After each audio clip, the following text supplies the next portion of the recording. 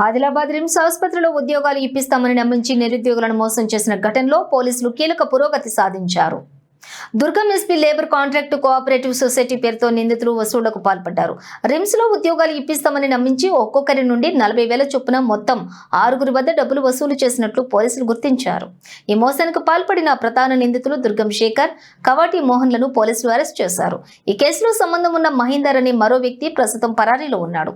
పోలీసులు అతని కోసం గాలిస్తున్నారు. నిరుద్యోగులు ఇటువంటి నకిలీ సంస్థల మాటలు నమ్మి డబ్బులిచ్చి మోసపోవద్దని, ప్రభుత్వ ఉద్యోగాల నియామకాలు కేవలం అధికారిక ప్రక్రియ ద్వారానే జరుగుతాయని అధికారులు హెచ్చరిస్తున్నారు.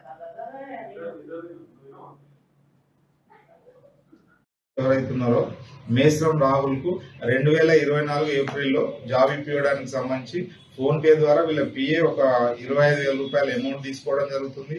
ఇంకా ఎవరైతే ఇతను ఉన్నాడో మోహన్ ఒక 15,000 రూపాయలు క్యాష్ తీసుకోవడం జరుగుతుంది. ఒక 7 months వర్క్ చేసిన తర్వాత మళ్ళీ ఆయనకు శాలరీ అమౌంట్ రాకపోతే అతను డబ్బులు అడుగుతాడు. అతను జాబ్ నుండి తీసేయడం జరిగింది.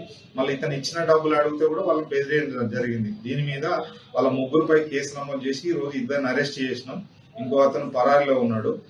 ఆదిలాబాద్ జిల్లా ఎస్పీ గారు శ్రీ అఖిల్ మహాజన్ ఐపీఎస్ గారి ఆదేశం ప్రకారం ఎవరైనా నిరుద్యోగులు ఉంటే ఇట్లాంటి ఏజెన్సీ సంస్థలను మోసపూరితంగా నమ్మొద్దు. తర్వాత గవర్నమెంట్ కు సంబంధించి కూడా బ్రోకర్లు ఉండి మేము గవర్నమెంట్ సంస్థలలో జాబ్ ఇప్పిస్తారని అంటున్నారు కాబట్టి అట్లాంటిది ఎవరు కూడా నమ్మొద్దు. ఇంకెవరైనా ఎస్పీ గారి ఆదేశం ప్రకారం ఇంకెవరైనా బాధితులు ఉన్నా కూడా నిర్భయంగా కంప్లైంట్ ఇవ్వండి. పోలీస్ స్టేషన్ లో కంప్లైంట్ ఇస్తే వాళ్ళ మీద కేసులు చేస్తాం.